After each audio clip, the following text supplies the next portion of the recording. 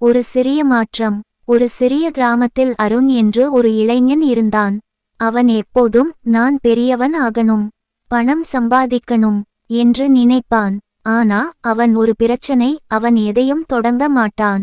ஒரு நாள் அவன் நண்பன் சொன்னான், அருண், நீ தினமும் 10 நிமிஷம் மட்டும் ஒரு நல்ல விஷயம் பண்ணிப்பார், உன் வாழ்க்கை மாறும். அருண் சிரிச்சான். 10 நிமிஷமா? அதுல என்ன மாறும் ன்னு கேட்டான். ஆனா அவன் முயற்சி பண்ண நினைச்சான். முதல் நாள் 10 நிமிஷம் புத்தகம் படிச்சான். 2ஆம் நாள் ஒரு வீடியோ எடுத்து பார்த்தான்.